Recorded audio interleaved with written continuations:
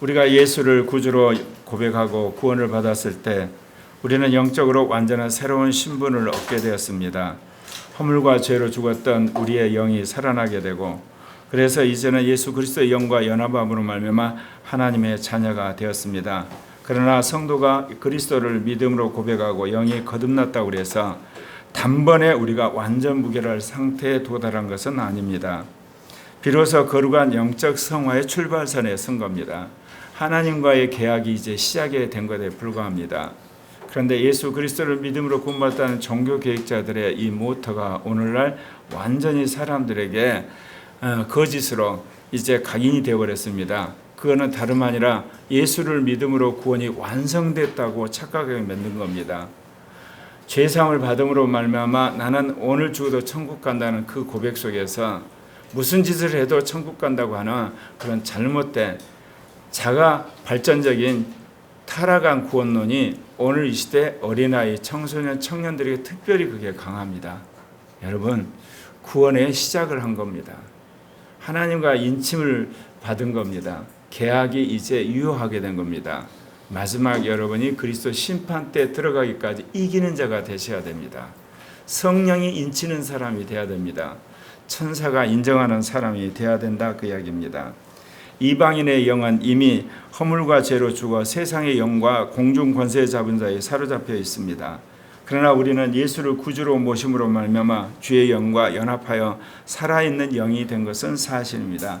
그러나 우리의 영적인 비극은 신분은 거듭났음에도 불구하고 삶의 자리는 여전히 옛사람의 영의 어두운 습관인 교만함과 그리고 더러움과 그리고 자기 멋대로 살아가는 삶의 흔적이 우리 영에 남아있다, 그 이야기입니다.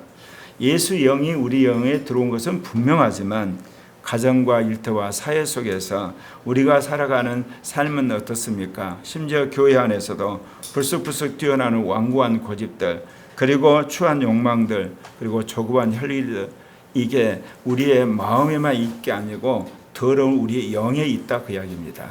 그렇기 때문에 심각한 겁니다. 여러분, 예수를 믿고 심지어 성령 받은 사람이 타락한 이유가 뭔지 아십니까?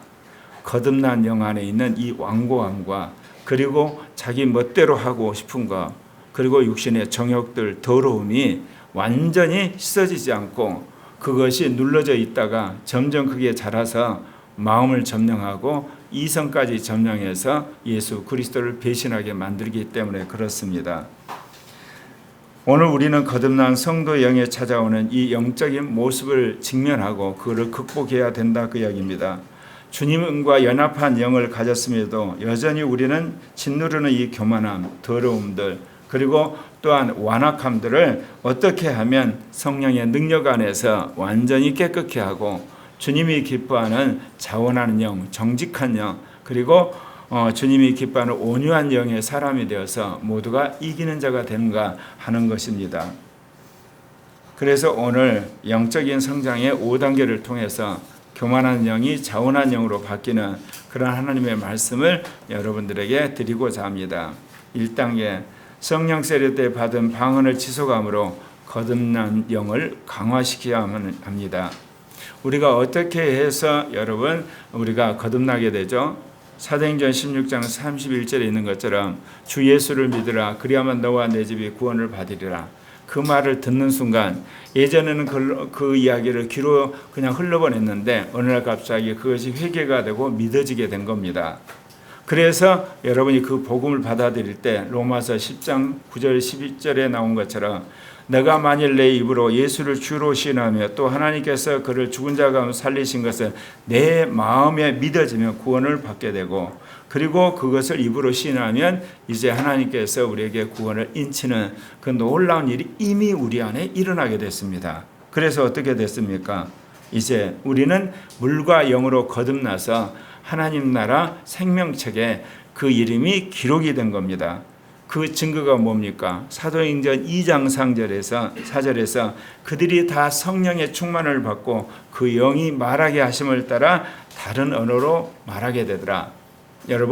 여러분이 거듭났다는 것을 뭐로 고백을 하죠? 말로는 예수님은 나의 구주, 나의 하나님이라 고백을 하고, 그리고 공개적으로 공동체 안에서는 세례를 받음으로 확증합니다. 그러면 영적으로는요, 방언함으로 그것을 인치는 겁니다. 그래서 사람이 거듭났다는 것을 세 가지로 확인하는 거죠. 하나는 사람들 앞에 나는 예수 그리스도를 믿음으로 나는 구원받은 하나님 자녀가 되었다. 그리고 교회 앞에서는 물세례를 받고 선서를 함으로. 그러나 가장 중요한 것은 방언함으로 내 영이 거듭난 증거를 본인이 체험하는 겁니다. 예.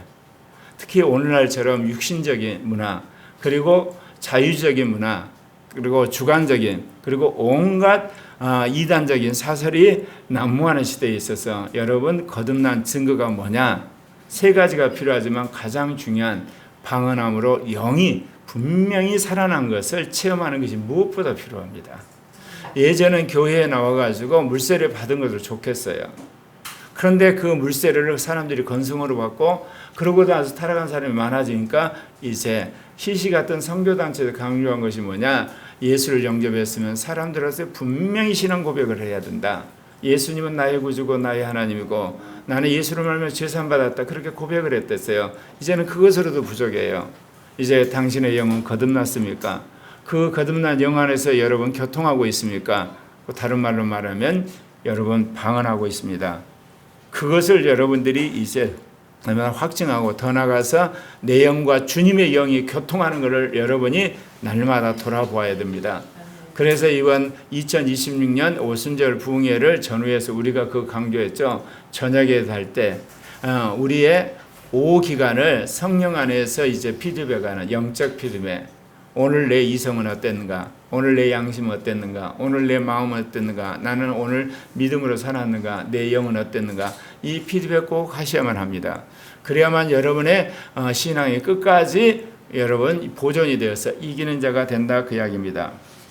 오늘 이 말씀은 성령을 통해 주어지는 방언 기도가 우리의 인간적인 생각이나 이성에서 나오는 것이 아니라 우리 안에 새롭게 살아난 인간의 영이 그 영과 함께 말함으로 말미암아 그것이 영적인 현상으로 드러나게 된다는 것입니다. 우리가 방언으로 기도할 때 우리 뇌나 지성은 그 깊은 영적인 비밀을 다 깨달지 못할지라도 우리 속에 감추어진 속사람, 곧 거듭난 영은 살아서 역사하고 하나님과 깊은 교제를 하고 있다는 것입니다. 그렇기 때문에 방언 기도는 내 영이 더 이상 죄로 죽어있지 않고 하나님을 향해 완전히 깨어나 활동이 있다는 강력한 증거이기도 합니다. 고린도서 14장 1절에서 바울 사도는 이렇게 말합니다. 내가 만일 방언으로 기도하면 나의 영이 기도하거니와 나의 이성은 열매를 맺지 못하리라. 영이 기도하는 것은 분명해요. 그렇기 때문에 사도 바울이 이제 고린도전서 14장 15절에서 이렇게 이야기합니다. 그러면 어떻게 할꼬? 내가 그 영으로 기도하고 또 이성으로 기도하며 내가 영으로 찬미하고 또 마음으로 찬미하라. 다른 말로 말하면 내가 방언으로 기도하고 내가 통변으로 기도하고 내가 방언으로 찬양하고 내가 통변으로 찬양하리라. 그렇게 이야기하는 겁니다. 그래서 이번 오순절 부흥회 때 주님 우리에게 분명히 말씀하신 것은 분명히 방언을 받게 되면 우리 영이 강화되고 우리 영이 역사를 하는 건 분명한데 그걸 우리 이성이 알아듣지를 못하잖아요. 그래서 육신적 이성을 영적 이성으로 만드는 가장 좋은 훈련이 뭐냐? 방언을 통변하는 겁니다. 그러니까 방언이란 건 영이 그냥 그대로 내뱉는 거예요. 그러니까 영만 알지 우리 이성은 모르잖아요. 그런데 영이 말하는 것을 영이 이제 육신의 이성을 영적 이성으로 바꿔서 통변하게 되면 우리 이성이 깨닫게 된다는 것. 그래서 여러분이 정말 하나님 앞에서 육신적 이성을 영적 이성으로 바꾸는 훈련을 하고 싶고 또 그런 사람이 되고 싶으면 여러분 방언하고 통변하는 여러분들 되시기를 바랍니다. 이 말씀은 거듭난 성도의 신앙생활이 단순히 이성적 영에만 물러서는 안 되고 반드시 깨어난 영의 고백과 조화를 이루어야 함을 가르쳐줍니다. 그러니까 우리가 이성이랄 때 대부분 이성이 육신적 이성입니다. 육신적 이성은 나름대로 역할을 합니다. 과학을 발전시키고 정치나 경제나 사회, 문화 모든 걸 발전시킬 수가 있어요. 그런데 영적 이성이라는 것은 이 모든 것을 하나님께 영광을 돌리는 거예요. 그리고 하나님의 그 은혜에 대해 감사하는 것으로 바뀌어지는 걸 말합니다. 그러니까 제가 늘 이야기했죠. 똑똑한 사람이 다 여러분 영적 이성이 되는 게 아니에요. 똑똑한 이성을 가졌는데도 그 안에 육신적 이성이 있고 영적 이성이 있어요. 우리로 말하면 이성이 발달하지 않는 사람도 육신적 이성이 있고 영적 이성이 있는 겁니다. 그러니까 육신적 이성과 영적 이성은 똑똑하냐 똑똑하지 않느냐로 구분되는 것이 아니라 그 사람이 가지고 있는 이성적 기능을 자기 자신을 위해서 세상을 위해서 사용하느냐, 그리고 자기의 그 이성적인 그 기능을 하나님을 위해서 복음을 위해서 사용하느냐, 이거하고 쪼개지는 겁니다. 근데 오늘 이 시대에 우리가 살아가는 사람들은 어떠죠? 어찌하든지 이성이 똑똑해지기를 원해요. 학벌이 좋아지기를 원하고 정보가 많아지기를 원한 거예요. 그런데 그것이 육신적 이성이 되면 멸망의 길로 가는 거예요. 비록 세상에서 여러분 이성이 또는 지식이 연약하고 부족할지라도 그것이 하나님한테 가면 영적 이성이 돼서 여러분 영생을 얻게 된다, 그 이야기입니다. 그러므로 성도 여러분, 우리는 성령 세례를 받고 그래서 이제 영이 거듭나고 그리고 영적인 그런 기도를 하고 그래서 영을 강화시킬 뿐만 아니라 방언을 함으로 육신적 이성을 영적 이성으로 바꾸는 그런 여러분이 되시기를 바랍니다. 그래서 세상의 그 어떤 사람도 넘볼 수 없는 탁월한 영적 이성이 사람이 되어서 정치나 경제, 사회 모든 영역에서 하나님께 영광을 돌리는 다니엘 같은 사람, 요셉 같은 사람, 모세 같은 사람이 되기를 바랍니다. 하나님이 그런 사람을 만들기 원하여서 오늘 코리아 교회를 세우고 제3차 세계 복음화 운동과 제3의 교회를 세우라고 말씀하신 겁니다. 2단계, 영 충만할수록 나의 영이 완악하고 더럽다는 걸 인식하게 됩니다. 우리가 방언기도를 통하여 거듭난 영을 강화하고 영적 자각에 이른 후에 마주하게 된 필연적인 하나의 과정이 있습니다. 내 안에 어둠이 있다는 겁니다. 내 영 안에 더러움이 있더라는 거예요. 내 안에 완고함이 있는 걸 발견하는 겁니다. 이걸 발견하지 못했다는 것은 여러분이 영적으로 어린아이이기 때문에 그렇습니다. 네. 많은 성도들이 성령 충만을 받으면 즉시 아무런 흠도 없고 완전한 상태에 이른 줄 착각합니다. 그러나 영적으로 충만해진다는 것은 내 상태가 단번에 완전해진 것을 의미하지 않습니다. 도리어 내 안에 계신 성령의 밝은 빛을 강하게 비추시기 때문에 그동안 알지 못한 영적인 무지를 알게 됩니다. 그리고 어둠에 가려져 있었던 내 영의 추악한 실체와 내 마음의 완악함을 여러분 드러나게 되는 것입니다. 그게 무엇입니까? 밖으로는 말과 행실로 죄짓는 거지만 내 마음에서 시기심, 질투심, 음란한 온갖 생각이 올라오는 것은 여러분의 영이 아직도 더럽고 완고하기 때문에 그렇습니다. 그렇기 때문에 우리가 영적 제자 훈련을 하는 이유가 뭐겠습니까? 겉으로 드러난 행동이나 말을 고치는 건 물론이겠지만 그것이 아무리 고치려 해도 되지를 않습니다. 왜냐? 우리의 육신적 이성이 영적 이성으로 안 바뀌었잖아요. 그리고 무딘 여러분 양심이 선한 양심으로 안 바뀌고, 그리고 여러분 더러운 마음이 선한 마음으로 바뀌지 않은 불과 더더욱 여러분 오늘 교만한 영이 자원하는 영으로 바뀌지 않으면 그거는 불가능합니다. 그러니까 사람 있는 데서는 거룩한 척하고 사람 없는 것에는 온갖 악한 짓을 하는 것이 우리의 실상이다, 그 이야기입니다. 네. 우리가 주님과 멀어져 세상의 흐름 속에 살아갈 때나 영적으로 잠들어 있을 때는 내 영의 추함과 비틀어짐을 전혀 우리가 깨닫지 못합니다. 그렇기 때문에 우리는 오히려 이만하면 나는 신앙생활 잘하는 거야. 나는 영적인 사람이야. 그리고 나는 정말 헌신된 사람이야. 나는 주를 위해서 열심히 단기 선교도 하고 여러 가지 사역하고 있는 거. 스스로 자기만족과 교만에 빠지는 겁니다. 잠언 16장 18절에 교만은 패망의 선봉이요 거만한 영은 넘어짐의 앞잠이다. 여러분, 교만이 뭘까요? 교만은 다른 거 없어요. 사람들 앞에 잘난 체하는 거, 그리고 사람이 굴림하는 교만이죠. 맞죠? 그런데 그러지 않고 사람들은 굉장히 겸손한데도 교만한 사람이 있어요. 그건 뭐냐면 여러분의 영이 주님의 영 안에서 겸손하게 낮아지는 것. 하나님 없이는 살 수 없다는 것을 실제로 영 안에서 느끼면서 사람이 겸손해지는 것. 그러지 않는 모든 건 교만한 겁니다. 자기 스스로 만족해버리고 내가 스스로 잘났다 그러고 내가 모든 것을 판단하고 내가 모든 것들을 기준을 세우는 것. 어린아이, 청소년, 청년들을 보면서 제가 많은 것을 가르쳤는데 하나라도 제대로 가르쳤어야 된다는 생각이 들어요. 어른들은 좀 다르지만 법을 가르쳤어야 되는데 법이 없어요. 10년, 20년 교회를 다녔는데 예배법 하나를 못 세웠어요. 예배법을 하나를.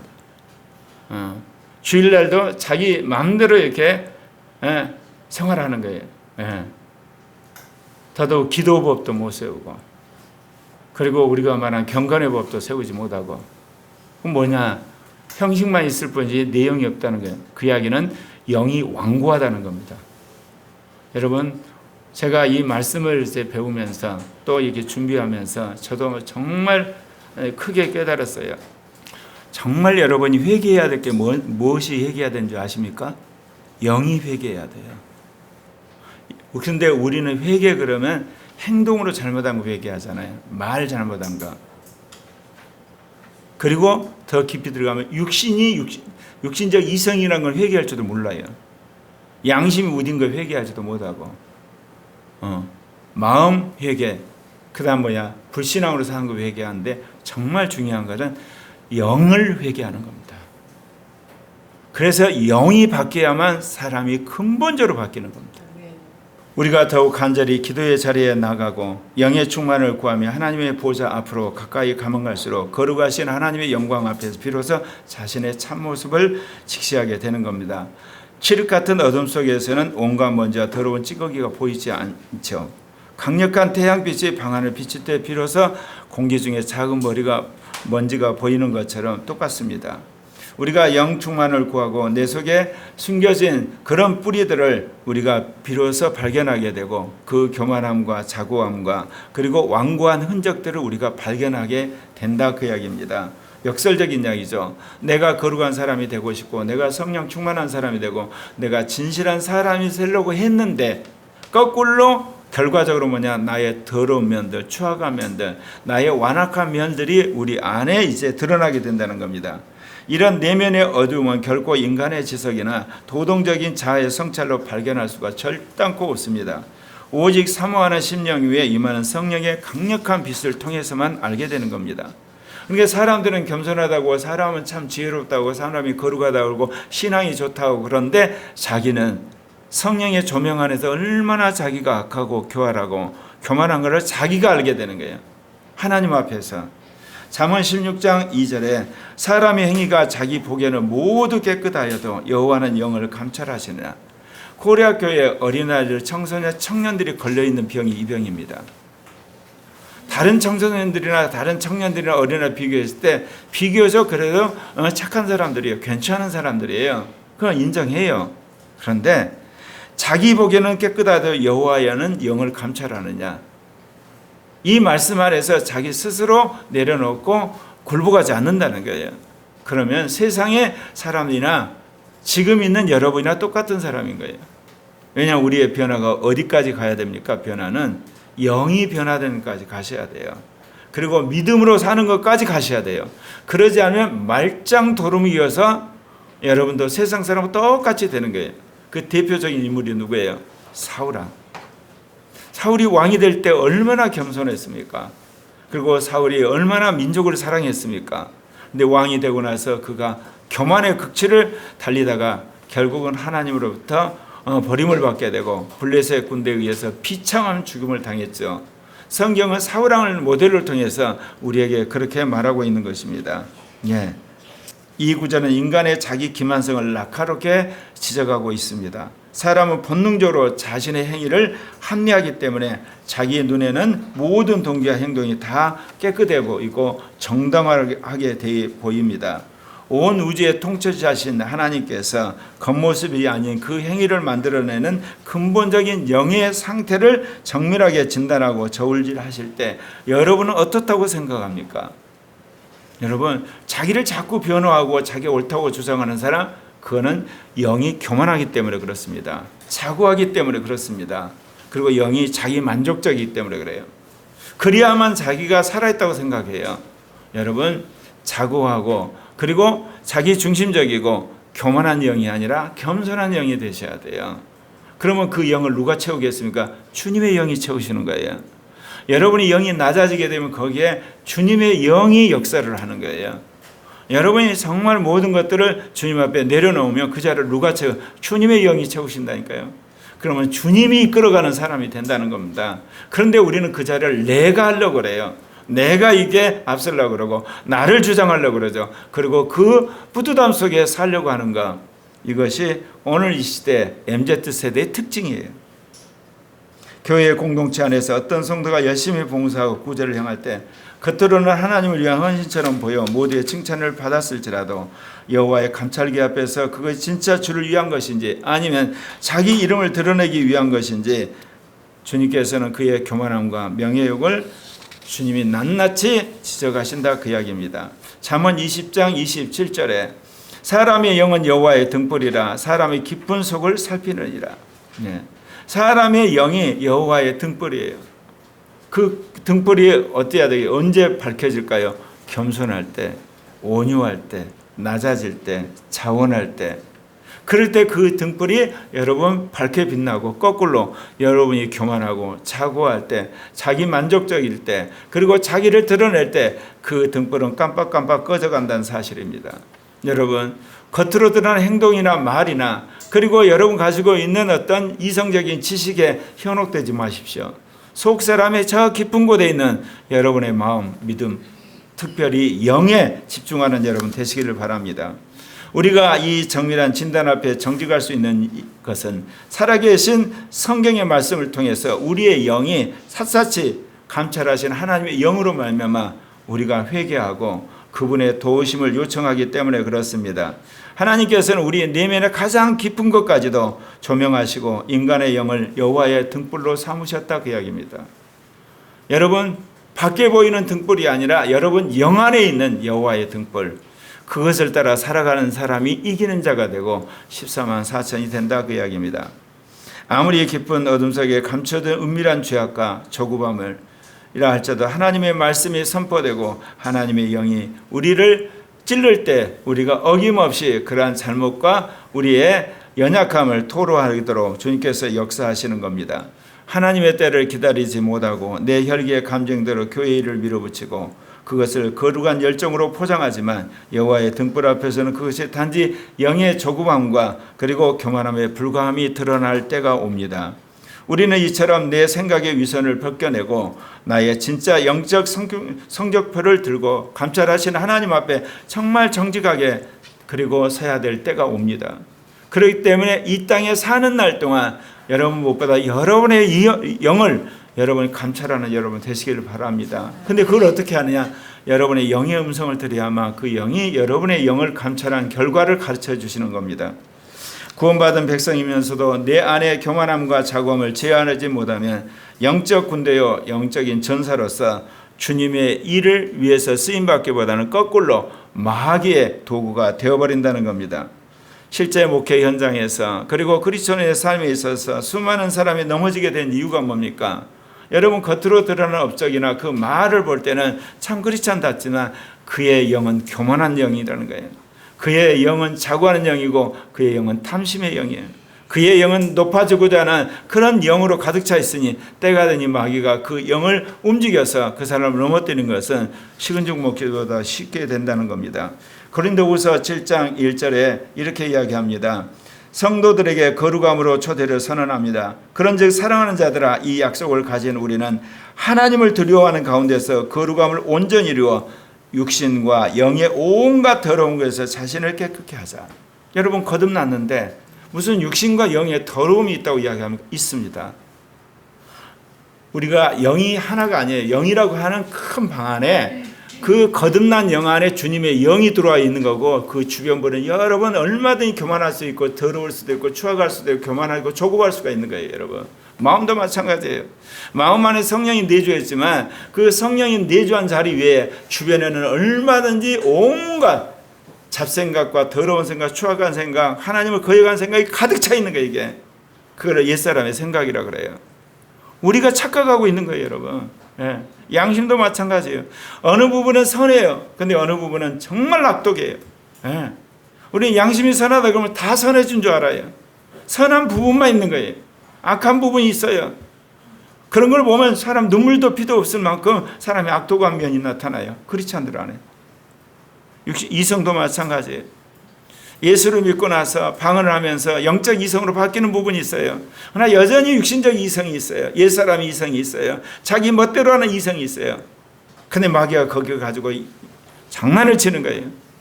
그래서 오늘날 수많은 그리스도인들에 대해서 어때요? 사람들이 실망한 이유가 그건 뭐냐면 육신적 이성이 있는 줄을 모르고 한마디로 잘난 체하다 넘어지는 거죠.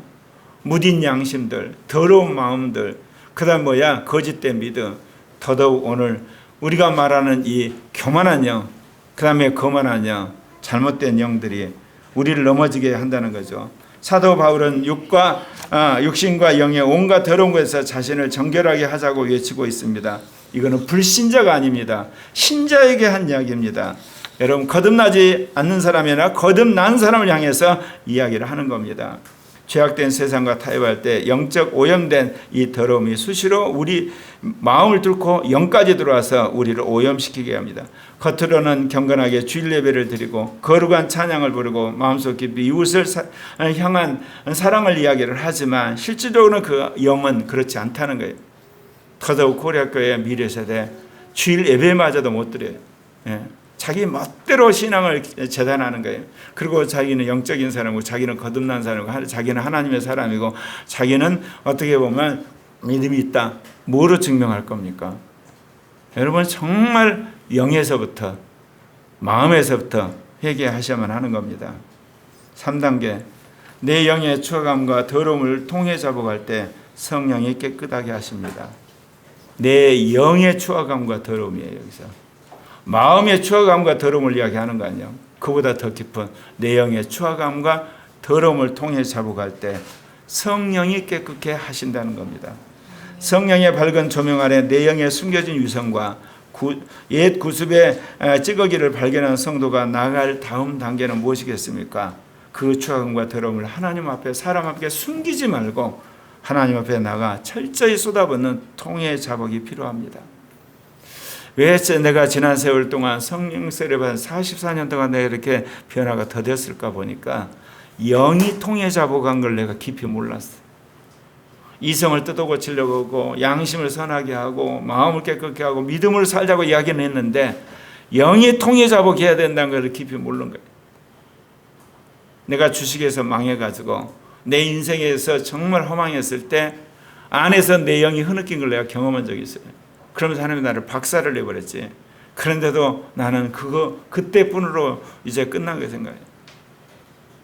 나중에 둘째 아들이 정말 주님의 복음을 열심히 믿는 것보다는 이런 주말에 직업을 가지면서 교회를 떠나게 될 때 또 내가 마음속에 심각하게 회개했는데 그 외에도 내가 얼마나 많은 자고한 영, 교만한 영, 그리고 스스로 만족하는 영 안에 속았는가를 이번에 회개하게 됐어요. 여러분 어떻습니까? 여러분의 영의 추악함과 더러움, 자고함, 교만함을 여러분 털어버리는 여러분 되시기를 바랍니다. 그러면 하나님 앞에서 어느 것도 변명하시면 안 돼요. 어느 것도 여러분이 옳다고 주장하시면 안 돼요.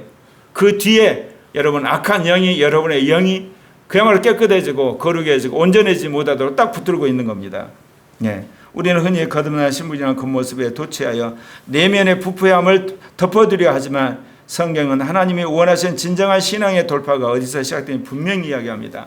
다윗은 자신이 영적 파산할 그 지경에 이렇게 고백합니다. 시편 51편 17절 같이 읽겠습니다.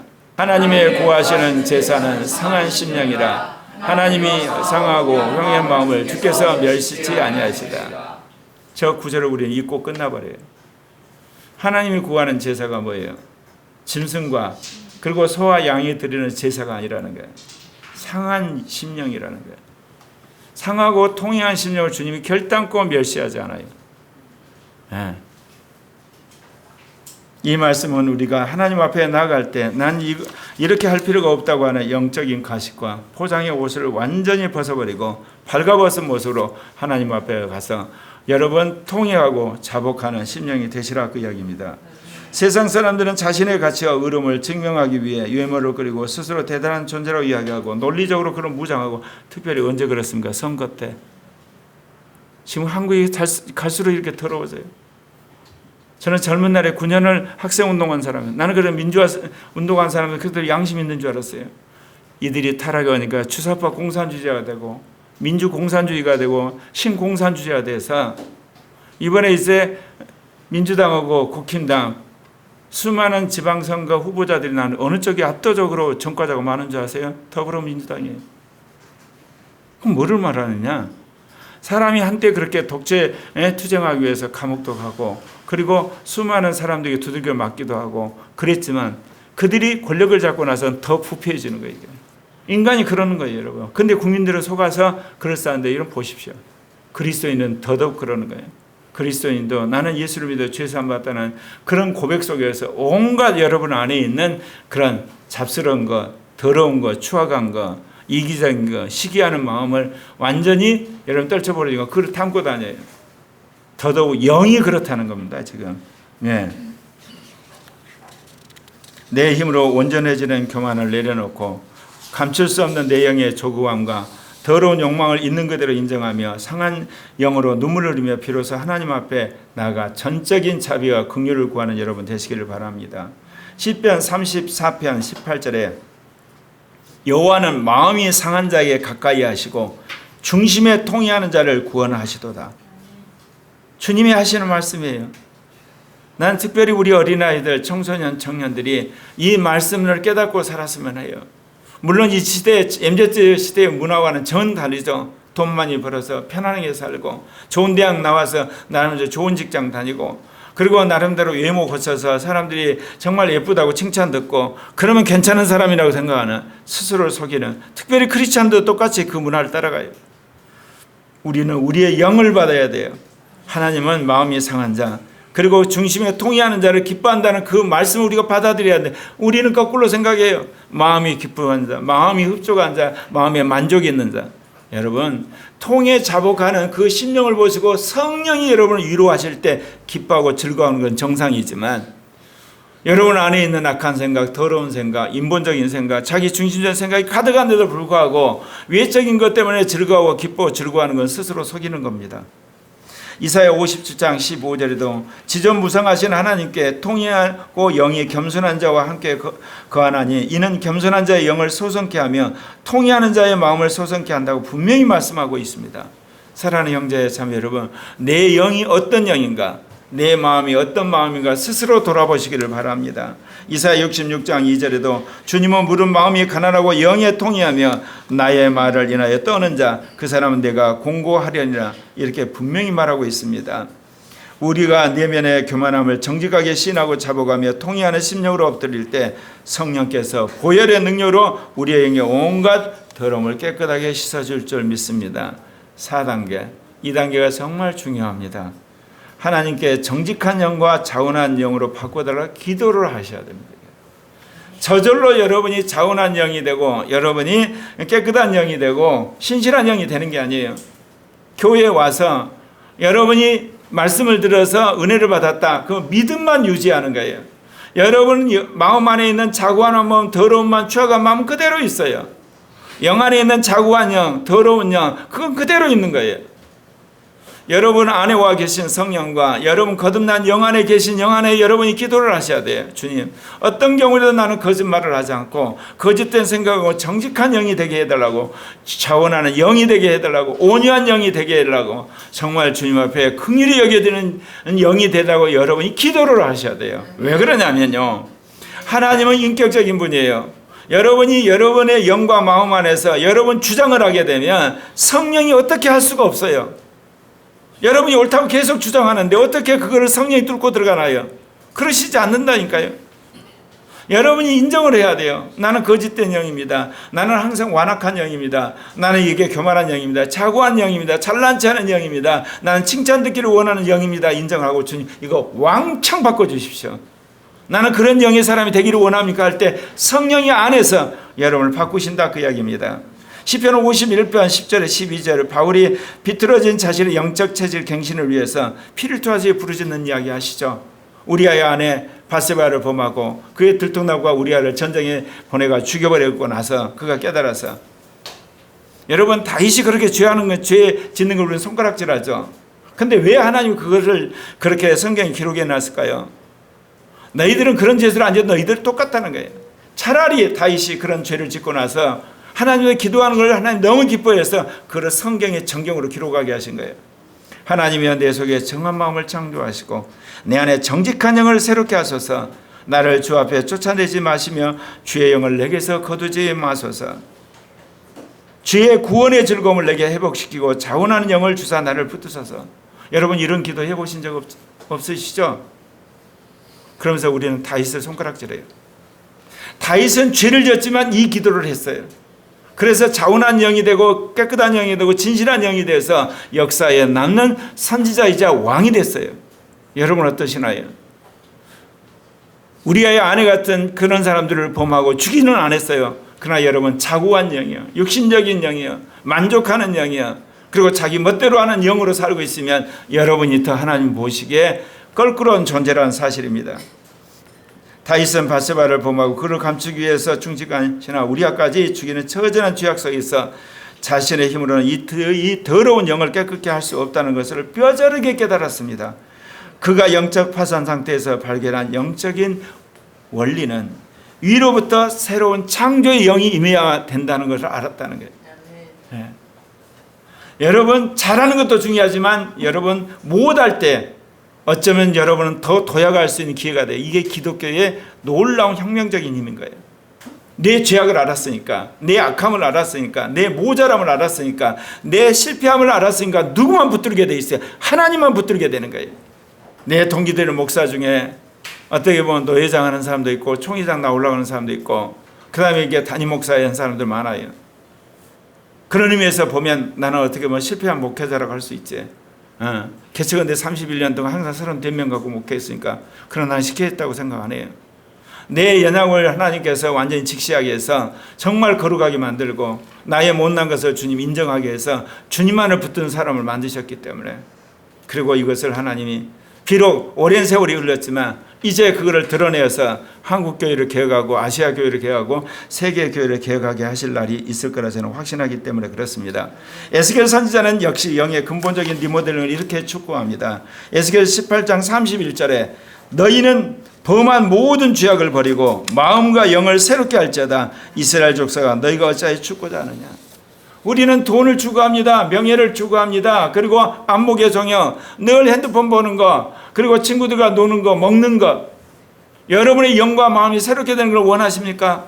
또 그거를 위해서 하나님께 눈물을 흘려 기도하십니까? 안 하시잖아요. 그러면서 천국 들어가기는 여러분 원하시잖아요. 이율배반적인 거예요. 에스겔 선지자를 통해 주신 하나님의 이 준엄한 명령은 영적인 매너리즘에서 이제 벗어나서 정말 우리의 영과 마음을 깨트리는 그런 사람이 되고 특별히 자신의 영을 바꿔달라고 기도하라는 겁니다. 우리의 결단과 노력만으로 내면의 조급함과 부패함이나 우리의 영을 바꿀 수는 없습니다. 그러므로 우리는 철저하게 무릎을 꿇고 주님 앞에 나아가야지만 무엇보다도 자원한 영이 되게 해달라고, 그리고 회개하는 영이 되게 하라고, 낮아지는 영이 되라고, 겸손한 영이 되게 하라고, 온유한 영이 되라고 주님 앞에 부르짖고 요청을 하셔야만 된다, 그 이야기입니다. 예. 여러분 제자 훈련한다고 변하는 게 아니에요. 여러분 이거를 요청을 하셔야 돼요. 예배 드린다고 되는 게 아니에요. 여러분이 이거를 구하셔야만 되는 거예요. 여러분이 은사 받았다고 되는 게 아니에요. 은사를 받으면 받을수록 하나님 이런 사람 되기를 원합니다. 나를 이렇게 바꿔주십시오. 요청하시기를 바랍니다. 마지막 단계입니다. 내 영이 그 영과 교통함으로 온유하고 안전한 영의 열매를 맺게 된다는 거예요. 그럼 어떻게 해서 내가 그렇게 바뀌어지냐? 이제는 여러분이 새 영과 그리고 새 마음을 갖게 될 때 주님의 영과 교제를 해야 돼요. 그렇게 되면 온유한 영이 돼요. 안정한 영이 되고 이제 평화로운 영이 되고 겸손한 영이 되고 그리고 주님과 함께하는 그런 임마누엘의 영이 된다, 그 이야기입니다. 교만함과 더러움을 통해 자복하고 정직하고 자원한 영으로 갱신된 성도가 도달할 성화의 최종 목적지는 뭡니까? 내 안에 오신 주님의 영과 내 영이 계속 교제하는 겁니다. 그럴 때 내 영이 바뀌고 내 마음이 바뀌고 믿음이 온전해지고 양심이 변화되고 이성까지 바뀌어져서 탁월한 하나님의 사람이 될 수밖에 없는 겁니다. 예. 영적 성장은 단순히 내면의 좋은 마음을 품는 도덕적 수양을 넘어서 날마다 내 생각과 혈기를 꺾고 그 영의 인도를 받으며 이제 그 영과 교통함으로 거룩한 습관이 이루어지는 거예요. 제가 그런 이야기 했죠. 내가 장기 기억으로 가게 하는 것들이 두 가지가 있습니다. 뇌가 이제 단기 기억이 있고 중기 기억이 있고 장기 기억이 있는데, 여러분 장기 기억으로 가는데 딱 두 가지가 있어요. 엄청난 쇼크를 받은 거, 그거는 아예 자동적으로 장기 기억으로 갑니다. 그래서 교통사고 난 사람들이 수십 년 동안 외상 스트레스를 받잖아요. 자다가도 벌떡 일어나요. 교통사고였던 생각이 나서. 또 하나가 있어요. 끊임없이 반복하는 거. 그러면 내가 이거는 중요한 거다. 그래 장기 기억으로 옮기는 거예요. 우리가 성령세를 받는 걸 왜 사람들이 변해죠? 제가 성령세를 바뀌었는데 이게 내 인생에서 엄청난 쇼크였거든요. 이날까지 그것이 나를 따라다니며 나를 변화시키는 거예요. 그래서 우리가 수련회 때 성령 충만을 받고 은혜를 구하는 거예요. 또 하나는 끊임없이 여러분 반복하셔야 돼요. 예. 주님의 영과 여러분의 영이 계속 교제하면서 여러분이 정말 온유한 영이 되고 안전한 영이 되고 겸손한 영이 되려고 계속 구하면서 순종을 하게 되면 뇌가 그거를 기억을 해서 그 말씀을 여러분에게 기억을 시켜버려요. 그러면서 여러분의 영이 바뀌게 되는 겁니다. 네. 만약 우리가 그 영으로 거듭난 영을 소유했음에도 불구하고 스스로 다스리는 영적 통제를 잃어버린다면 우리의 신앙은 순식간에 황폐해지고 날아가 버릴 겁니다. 잠언 25장 28절에 자기 영을 제어하지 못하는 자의 파멸을 다음같이 경고합니다. 자기의 영을 제어하지 아니한 자는 성읍이 무너지고 성벽이 없는 것 같다. 자기 영을 통제하는 건 뭐겠어요? 여러분의 영이 겸손해지면 주님의 영이 여러분의 영을 딱 붙들고 있어요. 망할 수가 없어요.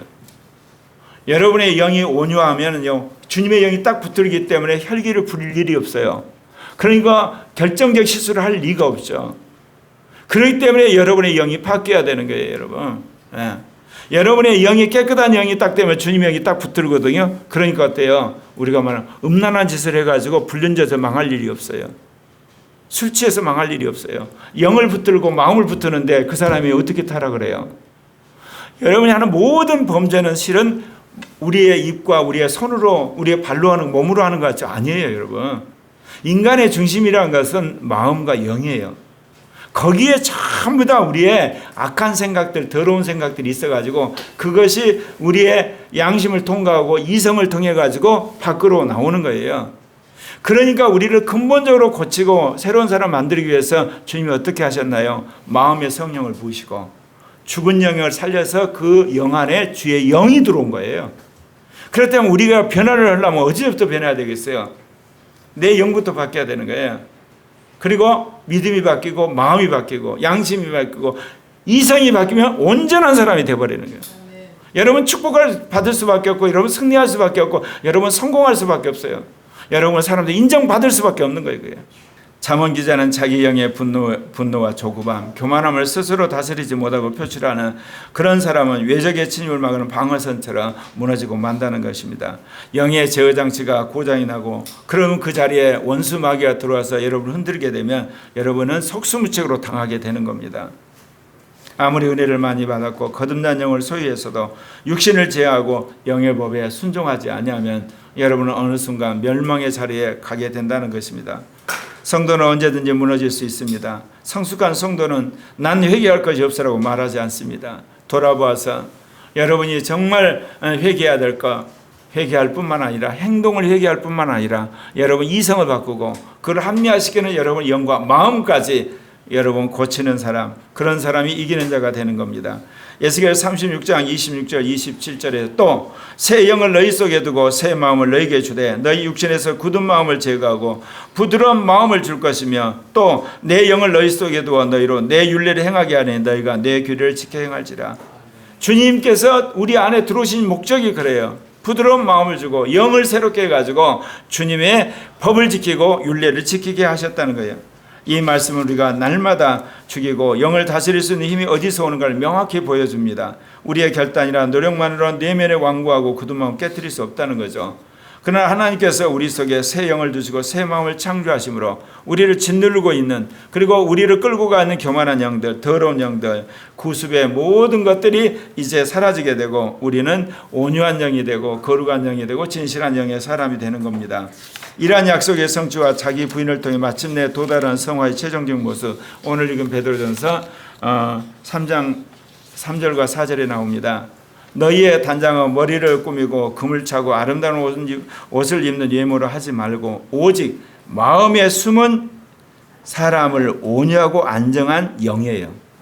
그러니까 우리 마음 깊은 곳에 어디가 숨어 있냐? 영이잖아요. 온유한 영, 안전한 영으로 단장해라. 이것이 우리가 단장해야 될 것이에요. 사도 베드로는 그리스도인이 평생에 바쳐 추구해야 할 최고의 단장과 보석이 무엇인지 밝히고 있습니다. 그것은 세상 사람들이 목매는 화려한 미모나 그리고 물질적인 치장이나 그리고 우리가 살고 있는 집이나 그런 고급 승용차에 있다는 것이 아닌 겁니다. 육신을 죽이고 내 안에 계신 그 영을 따라 주시는 최고의 단장은 온유한 영이 되고 안전한 영이 되고 겸손한 영이 되고 자원한 영이 되고 깨끗한 영이 되고 그리고 정말 계시 친화적인 영이 되는 겁니다. 일상 속에 누군가 나를 모함하거나 억울한 말로 내 자랄 찌을때도 혈기란 육신의 본능에 따라 반응한 것이 아니라 에스겔이 말한 것처럼 부드러운 마음과 주님의 온유한 영으로 상대방을 대할 때 원수가 굴복하는 일들이 있을 줄 믿습니다. 묵묵히 주님의 공의로운 심판을 신뢰하며 내면의 안전함을 유지하는 성도가 바로 하나님 나라에서 가장 값진 보배가 된다는 겁니다. 완악하고 더러운 영에서 자원하고 정직한 영으로 갱신된 거듭난 성도가 최종적으로 도달할 모습, 그것은 곧 말씀드린 것처럼 온유한 영이요, 안전한 영이요, 사랑의 영이요, 겸손의 영이고 깨끗한 영이요, 그런 영의 사람이 되는 것입니다. 그래서 이제 그렇게 바뀐 영을 따라 주님의 영과 우리가 함께할 때 세상에 감당하지 못할 탁월한 그리스도인이 될 줄 믿습니다. 우리 어린아이들, 청소년, 청년, 장년 모두가 이러한 정말 통의 자부감으로 말미암아 새 영과 새 마음의 소유자가 되시기를 바랍니다. 기도하겠습니다.